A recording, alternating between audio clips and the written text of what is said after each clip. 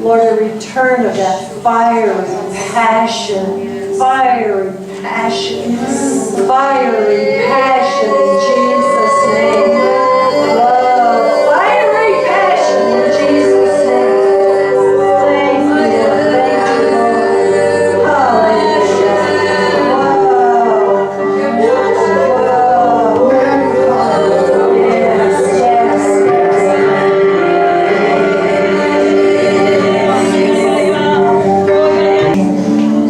Do any of you feel like the flame has gone out? The passion for Jesus Christ isn't burning the way it was at one time. If that's you, come on up.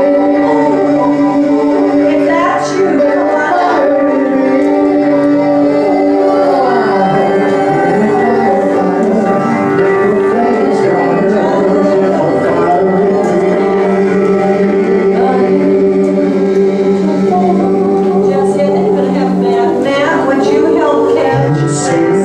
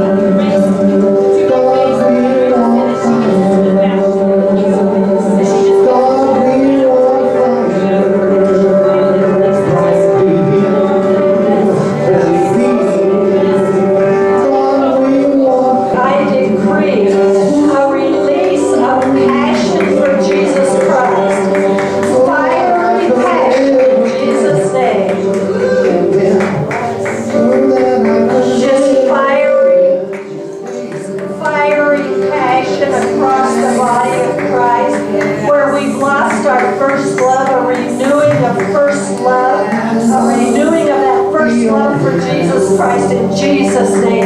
A burning passion, a burning one, a fiery one in Jesus' name. Thank you, Lord. Thank you, Lord. Thank you, Lord. Thank you, Lord. That we just burn for you, Lord. We burn for you.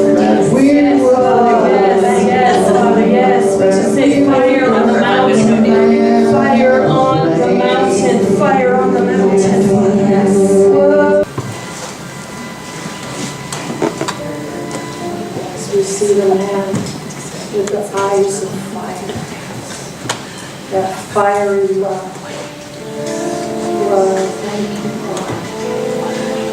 Lord. Get ready for a fresh new thing. Fresh, new, something we've never seen before. We don't know what it's going to look like.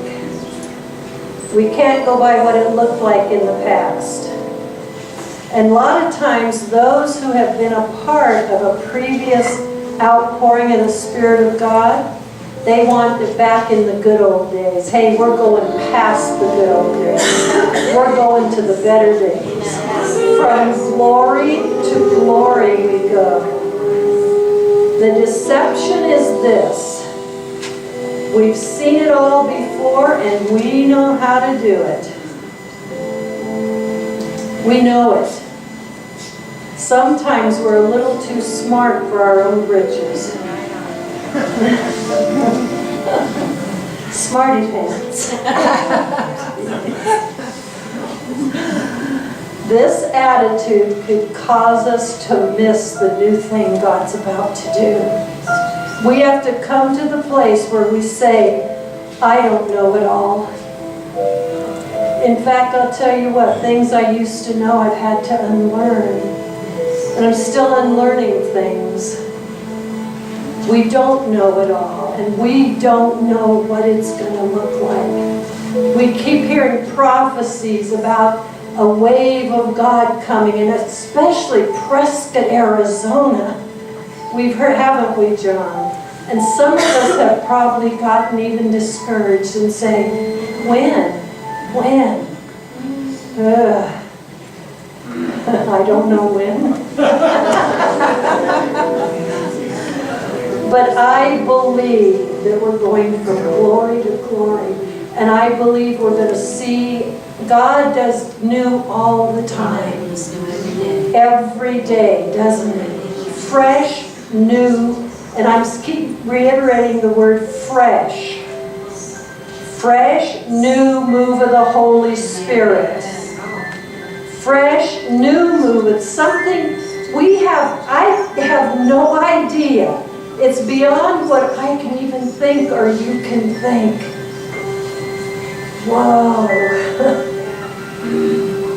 God's always about doing a fresh new thing. Whoa, and to align ourselves with this fresh thing will require letting go of the old. The way it was, the way, people who've been in a ministry a long time learn just how to do it. This is how it's done. We sing so many songs. We, I don't know, I don't do it that way. So. But I can't, it's like, it's a good thing I forgot. Lord, I ask you for the spirit of wisdom and revelation. Open our spirits. I liked Jason Westerfield when I first heard him. And he would say, unzip your spirit, unzip it. Because I will tell you what, this is not where you learn about the truths of God. It's not here, even though I love the intellect. It's a wonderful thing. But at first, He's a spirit and He comes to your spirit. I can remember the first time I ever heard teaching where it hit my spirit. I've been to church many times. But when it was Bob Mumford I heard. And I even know what he was teaching on. I still remember. Isn't that amazing? Because most of us can't remember 10 minutes after we leave what was taught. Because it hit my spirit as truth. And it took my head a long time to catch up with it. It hits your spirit. It comes first to the spirit. And then, it's good when you can get the head and the spirit in sync, because usually our head argues with it. We'll argue with truth. Isaiah 43:18 and 19. Do not earnestly remember the former things. How many of you got stuck in some of the former things, the way it used to be? And that's how they did it, and that's the way it ought to be done. Do not earnestly remember the former things, neither consider the things of old. Behold, I am doing a new thing. And that word new is the word kadosh. It means a fresh, new thing. God is famous for doing a fresh, new thing. His mercies are new every morning. It says, sing to me a new song. We are called a new creation. Throughout the scriptures, there's a fresh, new, effervescent unfolding of God's ways. They bubble up, they're fresh, they're new. God gives us a new name, which is a new nature. The name always speaks of who you are. The nature. He gives us a new name. He doesn't want to just make us over and make us look good. He gives us a new nature. We can be partakers of that nature. The New Jerusalem. Well, this is a big one. I'm not even going to go tug into it a lot. I'm just going to hit and miss, and you can figure it out. The New Jerusalem, which is our union with God. In Revelation 21:2, it talks about the New Jerusalem, and it says she is a, do you know? Bride adorned for her husband. Hey, you're a city, you're a temple, you guys are lots of things. We're an army, we're a bride. New Jerusalem. I'll leave it at that. A new heaven speaks of government. A new earth. It's a new order and expression. Everything old passes away, and the new suddenly comes.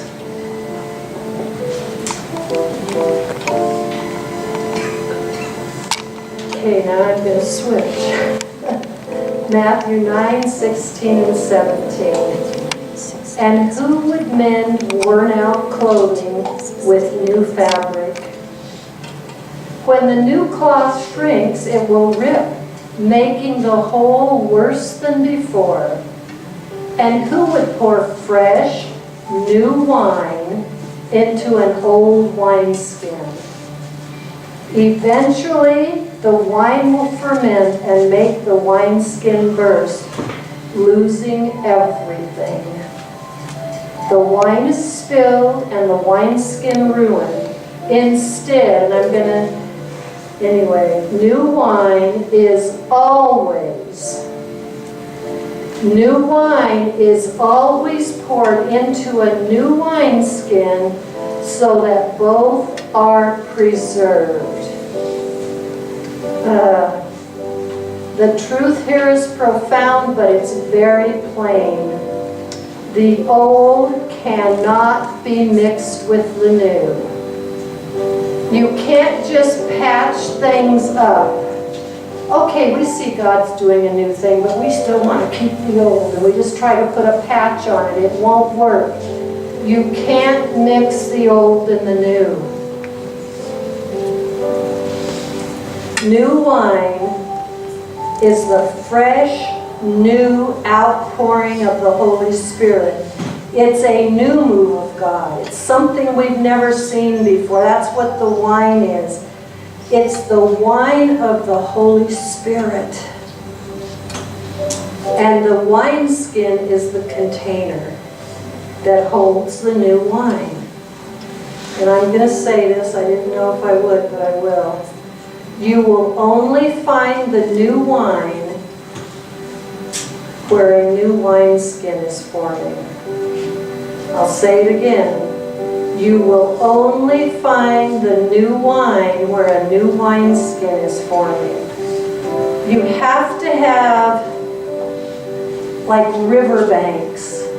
When the Spirit of God, when the man of fire, when the Spirit of God begins to move and the power comes, it can be destructive as well as healing. And if they don't have the right riverbanks to contain it, what will happen? It gets lost. It becomes a destructive flow instead of a healing flow. And that's governmental, guys. God is setting up proper government in His church. And I believe what that is. We hear so much about apostles and prophets, don't we? It's not about titles. It's not about title. It's about those that say, okay, I'm going to get underneath. I'm going to be the foundation. I'm going to be walked on. I will get underneath and lift you up. I will build. They're builders, but they also protect. There has to be a protection over what God is about to do, or we will lose it. And we don't want to lose it. We don't want to lose the fresh, new outpouring of the Holy Spirit. We want it. When I say government, some people shrink at that. But government is mainly for protection, guys, and to protect the things that God is doing. So there's no mixture that comes in and destroys it. So the new wine will only be found where a new wineskin is forming. Okay, I want to go historically to what was going on when Jesus said these words. It was a time of change and transition. They were changing from the old covenant economy to the new covenant. The old Mosaic economy had become an old wineskin. It was inflexible. It was, just think about this as I say these words. It was inflexible, it was rigid, and had a religious spirit. And I think one of the things we're coming up against big time is a religious spirit. We've faced it. That's one of, it had become form without power, and was unable to hold the fresh new wine that was about to be poured out. On the day of Pentecost, it was the Feast of Pentecost that they celebrated once a year. And from all over, they had come to Jerusalem to celebrate the Feast of Pentecost. Whoa, they were at the temple. That's where they celebrated. But in the upper room, there were 120. Lisa, if you get something while I'm teaching, just come up. There were 120. The Holy Spirit bypassed the old, inflexible wineskin and came to a group who had been waiting, tarrying, waiting. How many of you are waiting? We're waiting for this new move of the Spirit, a new wave of God's glory. Bypassed the old religious structure, the old wineskin that had become form without power, and came to the 120 in the upper room. Whoa! Suddenly,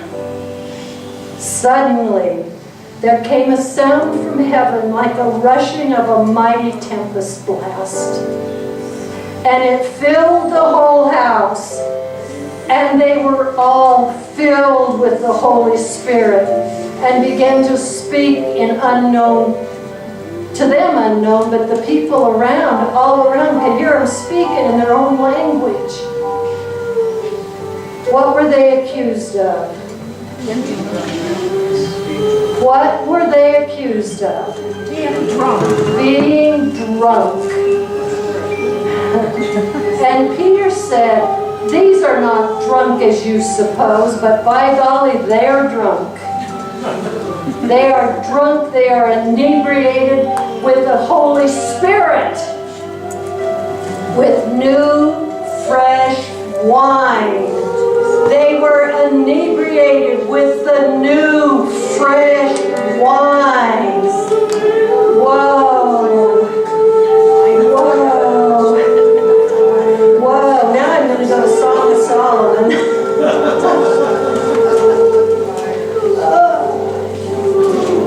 Oh, if you've never been inebriated, you need to get plastered. You need to get plastered. You need to get plastered. Song of Solomon 1:2, let him kiss me. Don't think of Jesus actually kissing you on the mouth. Rather think of God awakening your spirit to passion. Awakening your spirit, spirit to spirit. Think of God's Spirit falling on you in a fresh, new wave of His glory. And I think every person here wants that. You wouldn't be here if you didn't. Why would you come sit and cook if that's not what you want? Whoa. Ooh. God's Spirit igniting a fresh, new fire in you. The Spirit kiss is what made Adam a living expression of God. Dust and deity meet. When the Maker kissed His Spirit wind into Adam, and Adam became a living soul. And so we become alive again with the kiss of God. With that inebriating new wine.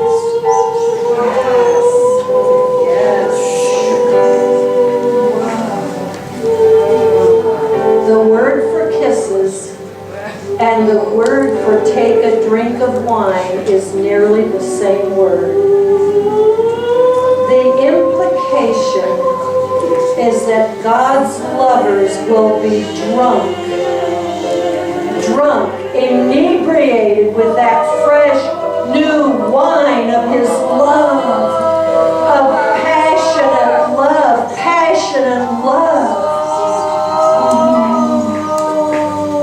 Wow. We want to become inebriated with the Spirit kisses, with the new fresh wine. The Hebrew word for kiss, I love this one. You want to get equipped for battle, guys? Get kissed. Get kissed.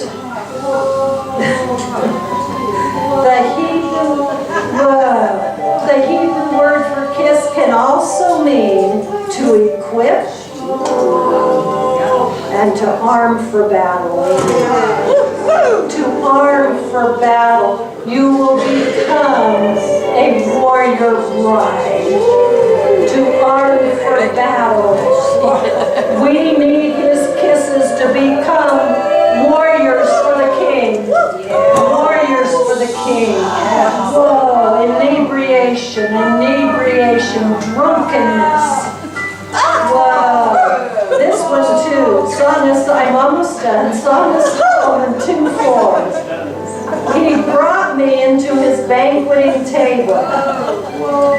But if you really study out, there's no table and no banquet.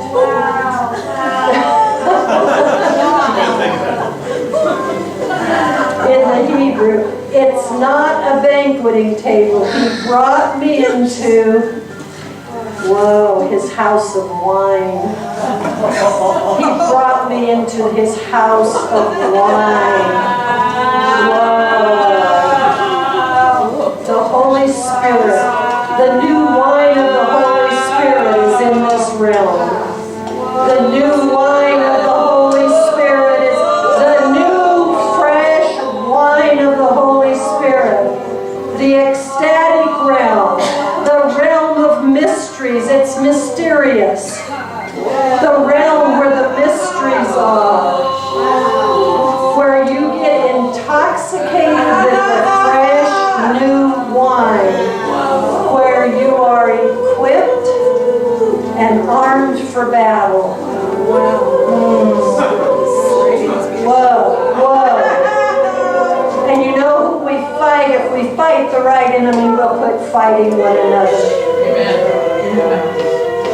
I know.